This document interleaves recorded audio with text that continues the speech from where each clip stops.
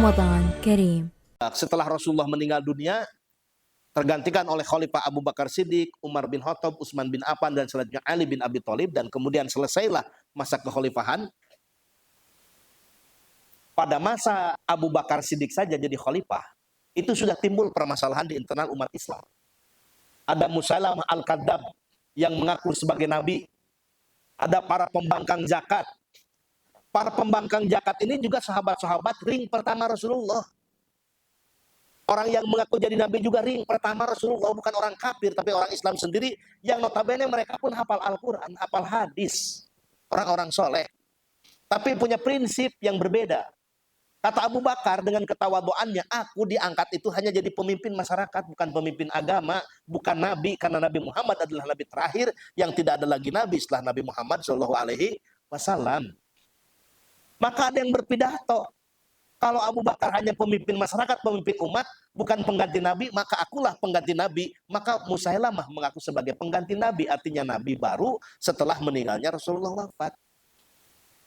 Untuk menyelesaikan permasalahan itu tidak bisa dengan dialog, tidak bisa dengan diskusi, maka diselesaikan dengan perang. Maka pada masa Khalifah Abu Bakar Siddiq, program pertama adalah perang sesama muslim melawan mereka yang mengaku menjadi nabi dan para pengikutnya. Yang namanya perang kan antara mati, membunuh atau dibunuh. Baik di pihak Musailamah yang para orang-orang muslim ini yang mati, ataupun di pihak Abu Bakar, sama-sama ada yang mati. Dan yang mati itu adalah para penghafal Al-Quran, para penghafal ribuan hadis. Kemudian para pembangkang zakat. Ada yang mani'u zakah, karena mereka punya pemikiran zakat itu diberikan kepada Nabi saja. Kalau Abu Bakar bukan Nabi, maka zakat tidak usah diserahkan lagi. Ini mani'u zakah, gerakan para pembangkang zakat. Dengan mereka tidak bisa dengan dialog, tidak bisa diselesaikan dengan tausiah, tetapi dengan represif. Berperang lagi. Banyak umat Islam yang hafal Al-Quran, hafal hadis, pada awal meninggalnya Rasulullah, maka kalau ini dibiarkan, Quran bisa hilang seiring dengan hilangnya para penghafal Al-Quran. Ada yang meninggal karena ukuran usianya, ada yang meninggal karena peperangan. Maka ini kalau dibiarkan, Quran bisa hilang pada masa sahabat yang 4 itu, selesai. Sehingga timbul pada masa Umar bin Khattab ada masalah baru lagi. Perebutan kekuasaan. Maka pada masa akhir pemerintahan Umar bin Khattab yang dilanjutkan pada masa pemerintahan Khalifah Utsman bin Affan, mulai terpikir ini kalau Quran tidak dibukukan, Quran itu akan hilang seiring dengan meninggalnya para penghafal Al-Quran. Kemudian dibukukanlah pada masa Khalifah Utsman bin Affan yang dikenal dengan Mushaf Utsmani. Gimana? Mungkin ingat sejarah ya. Ketika Quran turun, wahyu pertama itu surah apa? Surah Al-Alaq ayat 1 sampai surah terakhir surat apa? Al-Maidah ayat ke-3. Ini tartib nuzul. Kalau disusun berdasarkan tartib nuzul, maka surat pertama itu adalah surah Al-Alaq. Surat terakhirnya adalah surah Al-Maidah ayat ke-3. Ini kalau tartib nuzul. Pertanyaan saya, apakah kita temukan mushaf seperti itu? Pernah tadarus dimulai dari Iqra bismi rabbikal ladzi khalaq? Atau temukan mushaf yang awal suratnya surah Al-Alaq? Pernah menemukan? Ini tartib nuzul. Yang kita temukan sekarang itu adalah tartib mushaf. Namanya Mushaf Utsmani.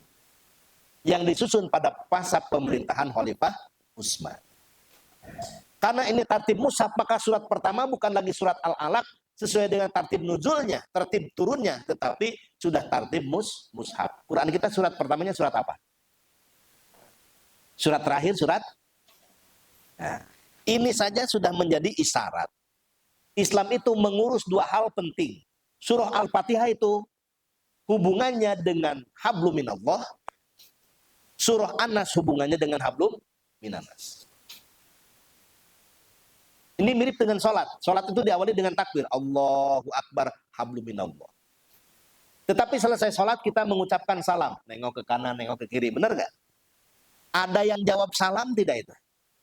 Atau pernah kita mendengar orang menjawab salam kita? Assalamualaikum warahmatullahi. Ada yang jawab nggak? Waalaikumsalam warahmatullahi. Nah itu salam yang haram dijawab.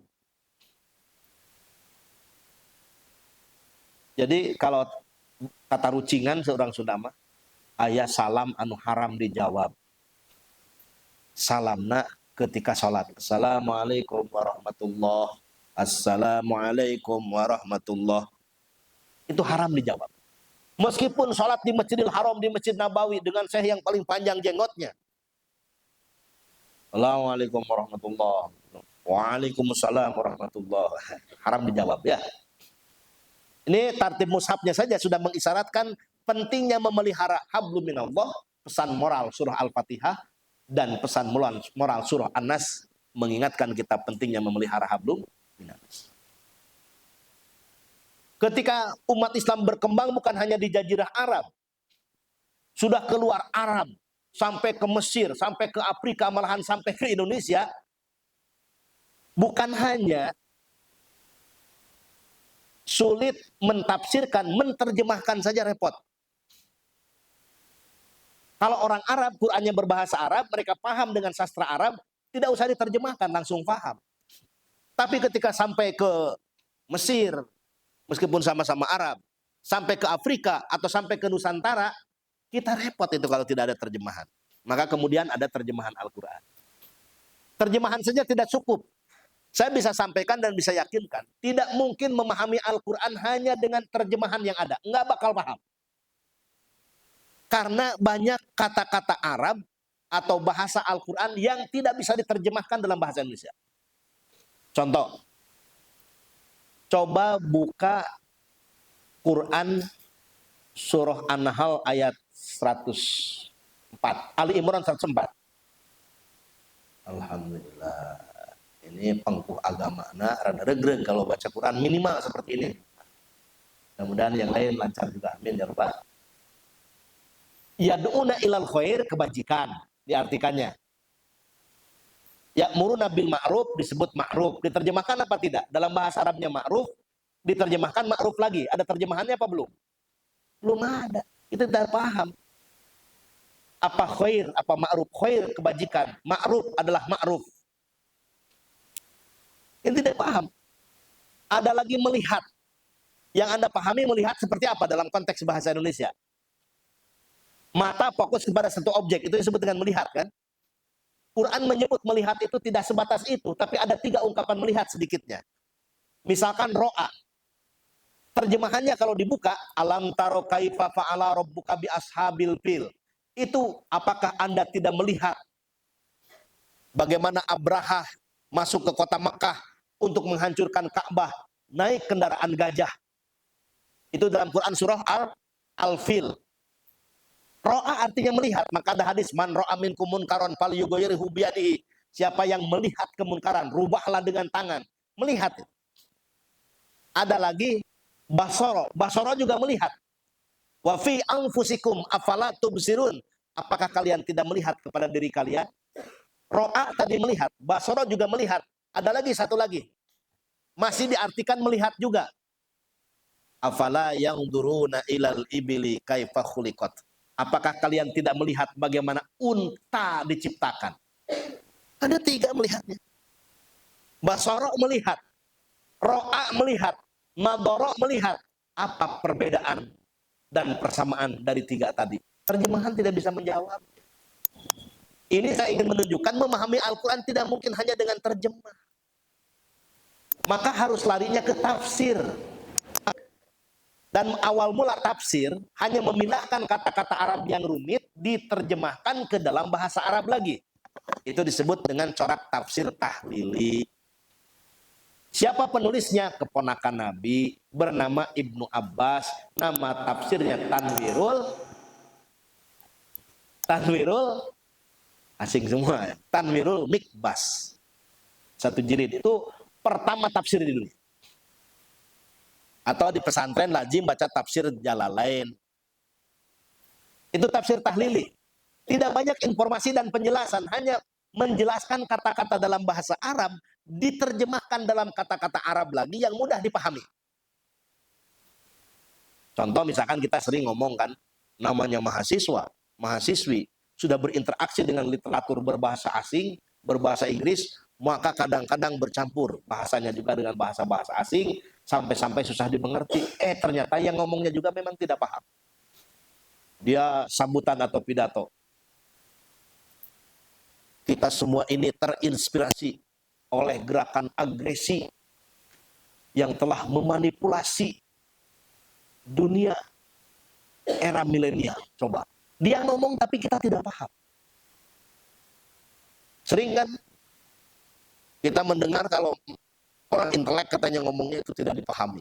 Semakin tidak paham itulah omongan yang ilmiah. Padahal omongan yang memang tidak dipahami. Hanya menerjemahkan kata-kata Arab ke dalam kata-kata Arab yang memungkinkan ini lebih sederhana kata-kata yang lebih paham. Satu.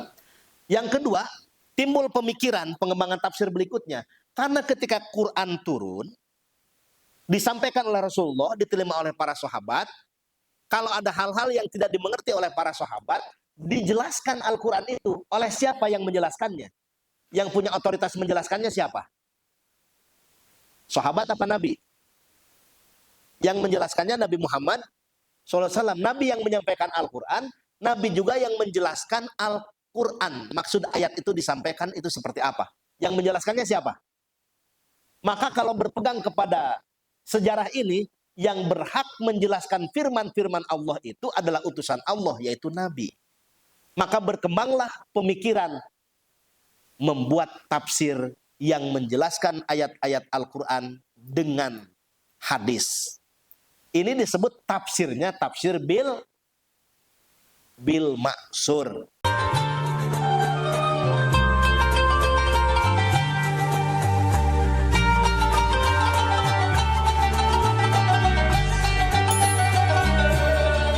Ramadan Kareem.